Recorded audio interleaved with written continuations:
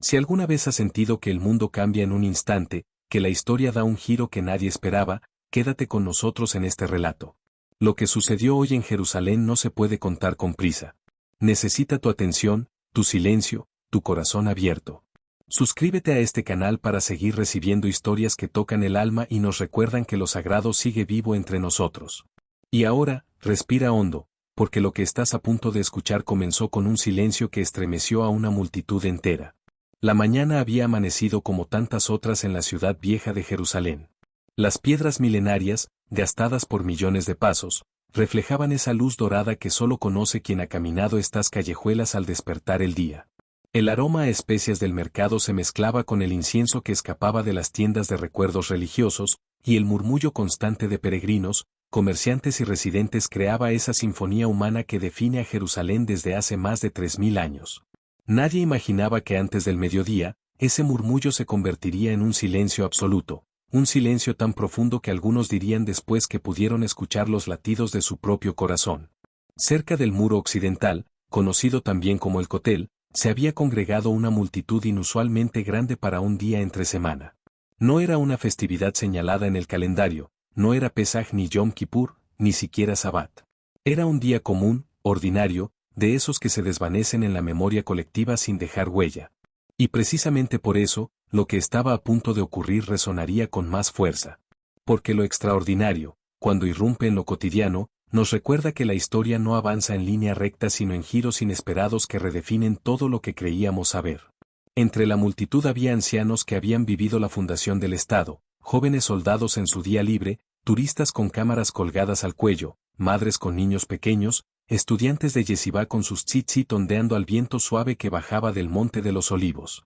Había judíos ortodoxos de largas barbas y sombreros negros, judíos seculares en camisetas y jeans, cristianos que habían caminado la vía dolorosa esa misma mañana, y musulmanes que observaban desde la distancia con ese respeto tenso que caracteriza la convivencia en esta ciudad donde cada piedra tiene 3 nombres y cada esquina guarda 10 siglos de memoria.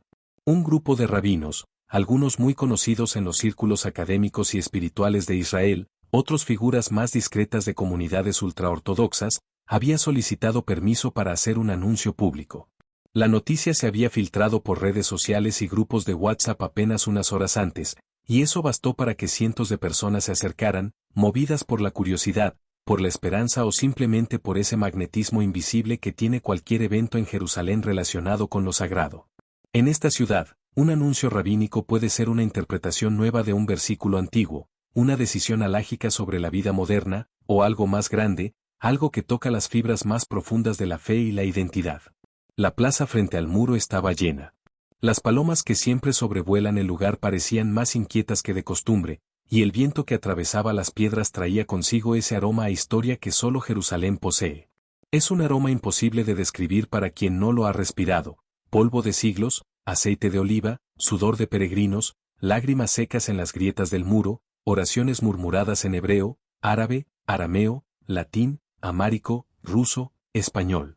Cada lengua ha dejado su huella invisible en estas piedras que fueron, son y siempre serán testigos de la búsqueda humana de lo divino. Uno de los rabinos, un hombre de edad avanzada cuya barba blanca brillaba bajo el sol de media mañana, se adelantó. Su rostro mostraba las marcas del estudio intenso y la oración profunda. Quienes lo conocían sabían que había dedicado 60 años de su vida al estudio del Tanaj y del Talmud, que podía recitar de memoria pasajes de Isaías y Jeremías con la misma facilidad con que otros recitan el alfabeto. Levantó una mano pidiendo silencio, aunque el silencio ya había comenzado a extenderse como una ola desde el centro de la plaza hacia los bordes, alcanzando incluso a los vendedores ambulantes que callaron sus pregones y a los niños que dejaron de correr entre las columnas de adultos. Habló primero en hebreo, su voz grave y firme a pesar de los años. Sus palabras fueron traducidas simultáneamente al inglés, al árabe y al ruso por otros rabinos que lo acompañaban, pero incluso quienes no entendían ninguno de esos idiomas permanecían quietos, atentos, porque había algo en el aire que trascendía las palabras. Era como si la ciudad entera contuviera la respiración. Como si las piedras mismas se inclinaran para escuchar. Lo que anunció no fue un milagro visible ni una profecía apocalíptica. No habló de señales en el cielo ni de eventos sobrenaturales. Habló de algo mucho más profundo y, para muchos, más perturbador, un cambio en la interpretación de antiguos textos proféticos que, según este grupo de estudiosos, indicaba un momento de inflexión en la historia del pueblo judío y, por extensión, en la historia espiritual de la humanidad. Habló de converger líneas de estudio que durante siglos habían permanecido separadas. Habló de patrones en los textos que solo ahora, con la perspectiva del tiempo transcurrido, podían ser comprendidos en su totalidad. Citó a Isaías, aquel profeta que caminó por estas mismas calles hace 2700 años, cuando el primer templo aún se alzaba en el monte y los reyes de Judá gobernaban desde palacios que hoy son polvo bajo nuestros pies. Porque aquí que yo creo cielos nuevos y tierra nueva, había dicho Isaías, y esas palabras resonaban ahora con un significado renovado. El rabino explicó que crear en hebreo, bara, es el mismo verbo usado en el primer versículo del Génesis, cuando Dios crea el universo de la nada. Crear, entonces, no es simplemente modificar lo existente sino traer a la existencia algo radicalmente nuevo. ¿Estábamos, acaso, en el umbral de algo radicalmente nuevo? Habló de Jeremías, el profeta de las lágrimas, quien vio la destrucción del templo y lloró sobre las ruinas de esta ciudad. He aquí que vienen días, dice el Señor, en que haré nuevo pacto con la casa de Israel y con la casa de Judá, profetizó Jeremías. El rabino señaló que la palabra nuevo en ese contexto no significa simplemente diferente, sino renovado, restaurado, cumplido en una dimensión más profunda. Y preguntó a la multitud, sin esperar respuesta audible pero sabiendo que cada corazón presente formularía su propia respuesta. ¿Es este ese tiempo? Mencionó a Ezequiel, quien tuvo visiones junto al río Quebar en el exilio de Babilonia, visiones de huesos secos que volvían a la vida, visiones de un templo futuro con medidas precisas y gloria restaurada. El rabino habló de cómo Ezequiel vio un río que fluía desde el templo, un río que sanaba todo a su paso, y cómo ese río era símbolo de vida espiritual que emanaría de Jerusalén hacia todas las naciones. ¿Acaso no estábamos viendo, en nuestro tiempo, un renacimiento de interés espiritual, un regreso a las fuentes, una sed de autenticidad que trasciende fronteras y culturas? La multitud escuchaba inmóvil. Algunas personas habían cerrado los ojos, otras miraban al suelo, otras elevaban la vista hacia el monte del templo que se alzaba a pocos metros de distancia, ese monte donde Abraham ofreció a Isaac, donde Salomón construyó el primer templo, donde Jesús enseñó y volcó las mesas de los cambistas, donde ahora brillan las cúpulas dorada y plateada de las mezquitas que son tercero sitio más sagrado del Islam. Todo confluye aquí. Toda la historia humana parece converger en este punto geográfico que es más que geografía. Es símbolo, es memoria, es promesa. El rabino continuó explicando que este giro profético del que hablaba no era una revelación nueva sino una comprensión más profunda de revelaciones antiguas. Era como si durante siglos hubiéramos estado viendo un tapiz por el reverso, viendo solo hilos sueltos y nudos sin sentido, y ahora, de repente, pudiéramos ver el frente del tapiz y comprender el diseño completo. Las profecías sobre restauración, sobre reunión de los exiliados, sobre paz que llegaría desde Jerusalén, sobre un tiempo en que la tierra estará llena del conocimiento del Señor como las aguas cubren el mar según las palabras de Isaías, todas estas profecías parecían estar entrando en una nueva fase de cumplimiento. No habló de fechas exactas ni de eventos políticos específicos. No hizo predicciones sobre guerras o catástrofes. De hecho, su mensaje era de esperanza, pero de una esperanza que exige responsabilidad. Habló de cómo este momento profético requería de cada persona una respuesta personal, un examen de conciencia, un compromiso renovado con la justicia, la misericordia y la humildad. Citó a Miqueas: «Oh hombre, él te ha declarado lo que es bueno, y que pide de ti el Señor, solamente hacer justicia, amar misericordia, y humillarte ante tu Dios». Mientras hablaba, el sol se había movido en el cielo y ahora proyectaba sombras diferentes sobre las piedras del muro. Esas piedras, algunas de las cuales fueron colocadas por Herodes el Grande hace más de 2000 años, han visto todo. Han visto ejércitos romanos, cruzados, otomanos. Han visto pogroms y celebraciones. Han visto oraciones de desesperación y cantos de júbilo. Y ahora veían esto, una multitud en silencio, procesando palabras que no ofrecían respuestas fáciles sino que abrían preguntas más profundas. Cuando el rabino terminó de hablar, no hubo aplausos. No hubo gritos de alegría ni de protesta. Hubo solo silencio. Un silencio tan completo que se podía escuchar el aleteo de las palomas, el susurro del viento entre las grietas del muro, el crujido de la ropa de alguien que se movía inquieto. Era un silencio reverente, el tipo de silencio que se guarda en presencia de algo que excede nuestra comprensión inmediata. Era el silencio de quien ha escuchado algo que necesita tiempo para ser digerido, metabolizado, integrado en la estructura de creencias y esperanzas que cada uno lleva dentro. Poco a poco, la multitud comenzó a dispersarse.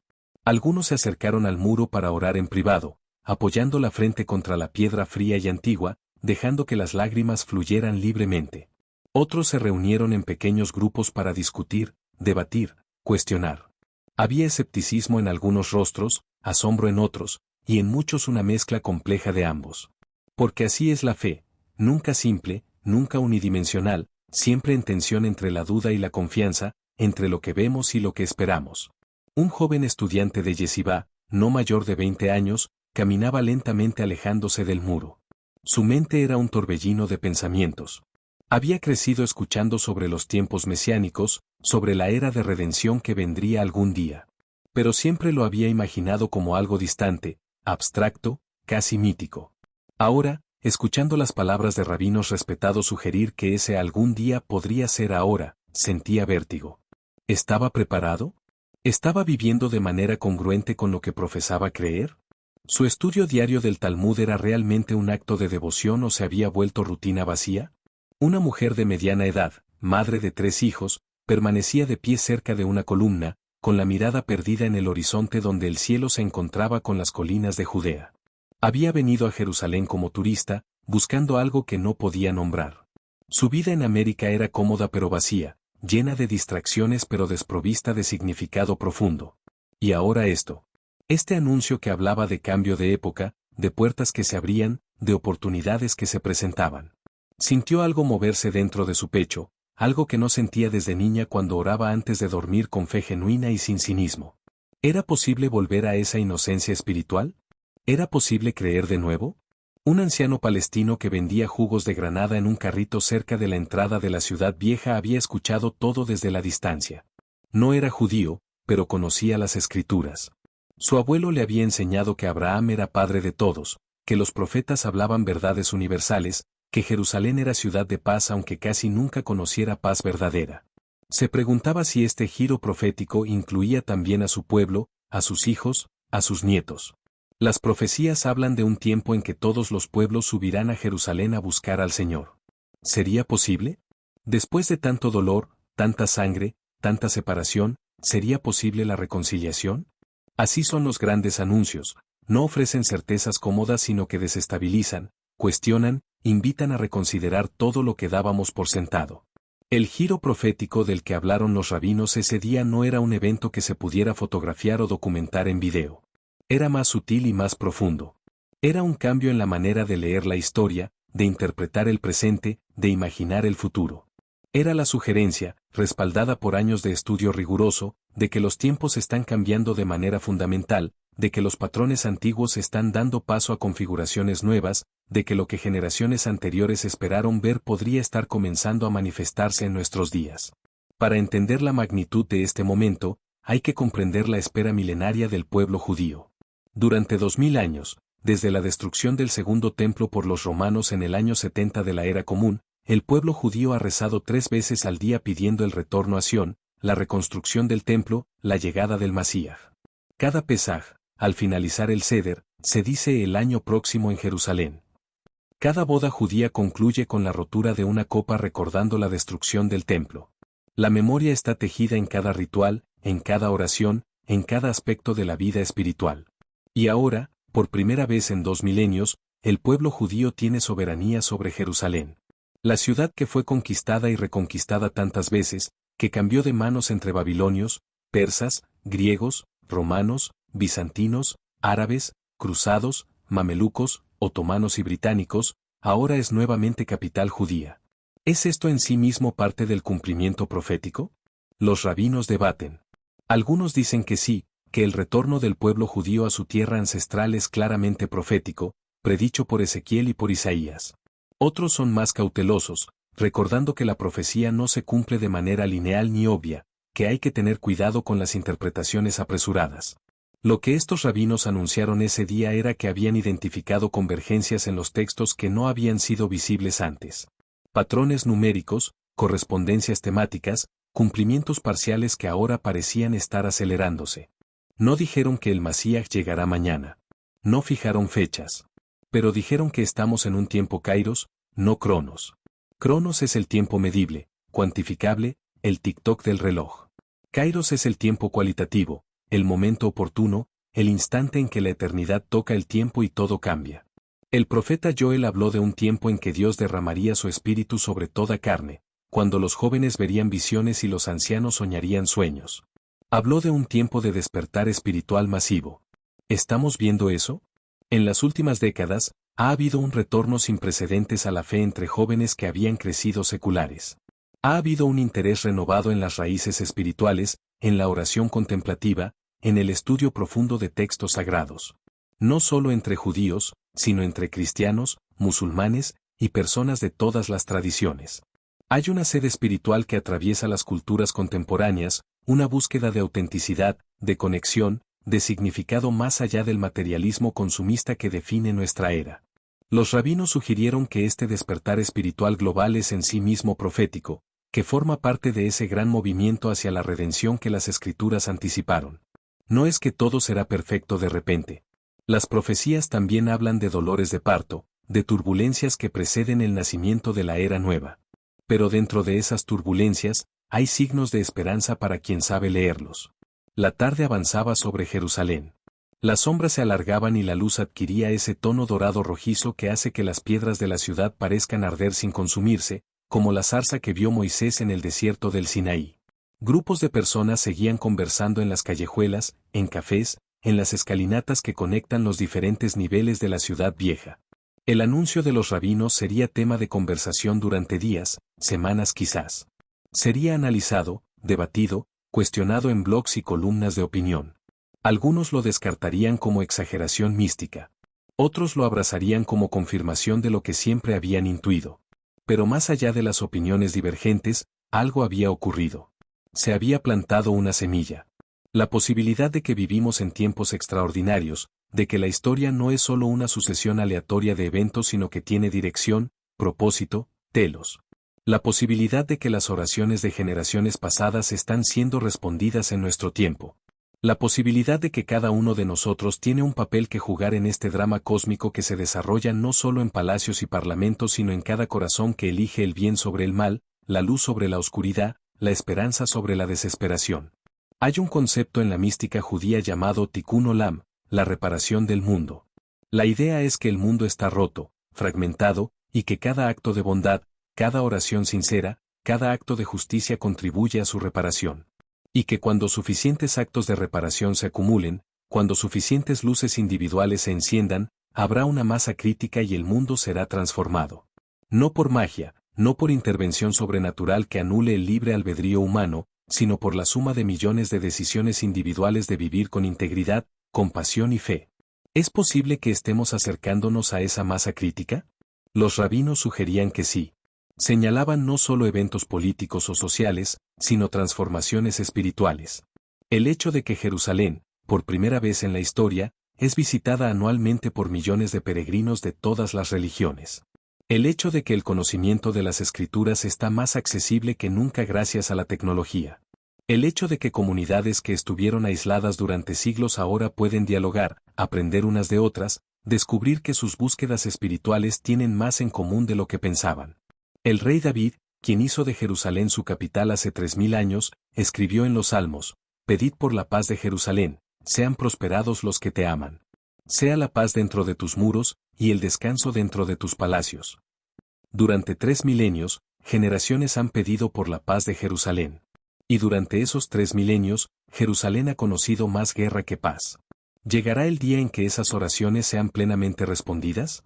¿Llegará el día en que Jerusalén sea verdaderamente Ir Salom, ciudad de paz? Los rabinos ese día no prometieron que ese día ha llegado, pero sugirieron que podría estar más cerca de lo que imaginamos, que las condiciones se están alineando, que el tiempo se está cumpliendo, y que nuestra responsabilidad no es solo esperar pasivamente sino participar activamente en traer ese día más cerca mediante nuestras acciones, nuestras oraciones, nuestras elecciones diarias de cómo vivir. Cuando cayó la noche sobre Jerusalén, las estrellas comenzaron a aparecer sobre el monte de los olivos. Las mismas estrellas que Abraham contempló cuando Dios le prometió que su descendencia sería tan numerosa como ellas. Las mismas estrellas que guiaron a los pastores, que observaron los profetas, que vieron pasar imperios y reinos. Estrellas indiferentes al drama humano y sin embargo testigos silenciosos de cada capítulo de esta historia que continúa escribiéndose. En una pequeña sinagoga en el barrio judío, un grupo de hombres se reunió para el rezo de Maarib, la oración de la noche. Entre ellos estaba uno de los rabinos que había hecho el anuncio esa mañana. Rezó con la misma concentración de siempre, con las mismas palabras que ha rezado miles de veces. Porque el anuncio profético no elimina la necesidad de la devoción cotidiana. Al contrario, la hace más urgente. Si realmente vivimos en tiempos extraordinarios, entonces cada oración cuenta más, cada acto de bondad tiene mayor peso, cada momento de estudio de la Torá contribuye a inclinar la balanza del mundo hacia la redención. Después del rezo, alguien le preguntó, Rabino, ¿cómo podemos saber si lo que dijo hoy es verdad? ¿Cómo podemos discernir entre esperanza auténtica y wishful thinking? El rabino sonrió, una sonrisa cansada pero genuina. Esa es la pregunta correcta, respondió. Y la respuesta es que no podemos saberlo con certeza absoluta. La fe siempre requiere un salto. Pero no es un salto ciego. Es un salto informado por siglos de estudio, por patrones que emergen de los textos, por señales en la historia. Y sobre todo, es un salto que cada uno debe hacer por sí mismo. Yo puedo señalar lo que veo. Pero tú debes mirar con tus propios ojos. Esa respuesta, honesta y humilde, resume quizás lo más importante de ese día extraordinario en Jerusalén. No hubo imposición de creencias. No hubo dogmatismo. Hubo una invitación a mirar más profundamente, a considerar la posibilidad de que el significado espiritual de nuestro tiempo es mayor de lo que generalmente asumimos. A vivir con la tensión creativa entre escepticismo saludable y apertura esperanzada. Las calles de Jerusalén se vaciaron gradualmente. Los comerciantes cerraron sus tiendas. Las familias se reunieron para la cena. Los turistas regresaron a sus hoteles. Pero algo había cambiado en el aire, algo intangible pero real. Era como si la ciudad, acostumbrada a ser escenario de lo sagrado, hubiera vivido un capítulo más de su larga historia de encuentros entre lo humano y lo divino. Y cada uno de nosotros, estemos en Jerusalén o a miles de kilómetros de distancia, somos parte de esa historia. Porque Jerusalén no es solo un lugar geográfico. Es también un estado espiritual, una orientación del alma hacia lo trascendente. Cuando los profetas hablaban de que todas las naciones subirían a Jerusalén, quizás hablaban no solo de peregrinaciones físicas sino de un movimiento interior, un ascenso espiritual que cada persona puede emprender donde quiera que esté. El silencio de la multitud ese día fue el silencio de quien reconoce estar en presencia de algo mayor que uno mismo.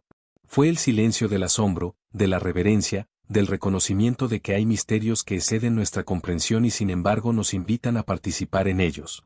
Fue el silencio que precede a la respuesta, porque después de escuchar un llamado profético, cada uno debe decidir cómo responder. ¿Cómo respondemos nosotros? ¿Cómo respondemos a la posibilidad de que vivimos en tiempos de cambio profético? ¿Seguimos como siempre, indiferentes a las señales de transformación? ¿O nos permitimos ser sacudidos de nuestra complacencia, desafiados a vivir con mayor intencionalidad, propósito y fe? Estas preguntas no tienen respuestas fáciles. Requieren reflexión personal, oración, discernimiento. Requieren que bajemos el volumen del ruido constante que caracteriza nuestras vidas modernas y creemos espacios de silencio donde podamos escuchar la voz suave que habla en lo profundo del alma. Requieren valentía, porque reconocer que vivimos en tiempos proféticos implica también reconocer nuestra responsabilidad de vivir a la altura de ese momento.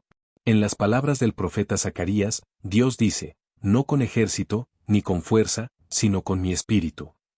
La transformación profética de la que hablaron los rabinos no vendrá por medios humanos ordinarios. Vendrá por un despertar espiritual, por una apertura colectiva a dimensiones de realidad que el materialismo moderno ha intentado negar pero que nunca han dejado de existir. Vendrá cuando suficientes corazones se abran, cuando suficientes mentes se iluminen, cuando suficiente amor reemplace al odio y suficiente verdad disuelva las mentiras que nos mantienen divididos. Jerusalén, ciudad de contradicciones, de belleza y dolor entrelazados, de esperanzas rotas y renovadas constantemente, sigue siendo el epicentro simbólico de esta transformación. Lo que ocurre en Jerusalén resuena en el mundo entero. Por eso el anuncio de ese día, hecho en una plaza antigua frente a un muro milenario, tiene significado universal. No es solo para judíos o para residentes de Israel. Es para todos los que anhelan un mundo mejor, para todos los que se niegan a aceptar que la historia humana es solo un ciclo interminable de violencia y sufrimiento. El sol volverá a salir mañana sobre Jerusalén, como ha salido durante miles de años. Las piedras seguirán testificando en silencio. Los peregrinos seguirán llegando, buscando, orando. Y la pregunta que ese anuncio rabínico despertó seguirá vibrando en el aire. ¿Estamos en el umbral de algo nuevo? ¿Se están cumpliendo las profecías antiguas en formas que apenas comenzamos a comprender? Solo el tiempo lo dirá. Pero mientras tanto, podemos elegir vivir como si la respuesta fuera sí. Podemos elegir vivir con la dignidad y responsabilidad que corresponden a quienes participan en un momento histórico único. Podemos elegir la esperanza sobre el cinismo, la fe sobre el escepticismo corrosivo, el amor sobre el miedo. En el corazón de cada persona que estuvo presente ese día en Jerusalén, algo se movió. Una chispa se encendió o se reavivó. La posibilidad de lo imposible se volvió un poco más tangible. El reino de Dios, ese concepto tan hablado y tan poco comprendido, se sintió un poco más cercano, no como una realidad futura lejana sino como una presencia que podría irrumpir en cualquier momento si estamos atentos, si estamos preparados, si estamos dispuestos. Y ahora, mientras este relato llega a su fin, mientras las palabras escritas ceden paso al silencio del lector, surge una oración. No una oración litúrgica formal sino un susurro del alma que busca expresar lo inexpresable. Que nuestros ojos se abran a las maravillas que nos rodean. Que nuestros corazones se ablanden a la compasión que el mundo necesita desesperadamente. Que nuestras manos se extiendan en ayuda a quien sufre. Que nuestras voces hablen verdad con amor. Que nuestros pasos nos lleven por caminos de justicia y paz. Y que vivamos cada día como si fuera parte de un plan más grande, porque lo es. Que así sea. Si este relato tocó algo en tu interior, si despertó preguntas o renovó esperanzas, no lo dejes aquí. Compártelo con quienes necesiten escuchar que el mundo no está abandonado a la oscuridad, que hay luz que aún brilla en medio de las sombras. Suscríbete a este canal para seguir recibiendo historias que nutren el alma y recuerdan que lo sagrado sigue vivo, que las promesas antiguas siguen vigentes, que cada uno de nosotros tiene un lugar en esta historia que continúa escribiéndose. Porque tú también eres parte de este giro profético, te des cuenta o no. Y tu respuesta importa. Tu vida importa. Tu fe importa. Gracias por estar aquí. Gracias por escuchar. Que la paz de Jerusalén sea tu paz, hoy y siempre.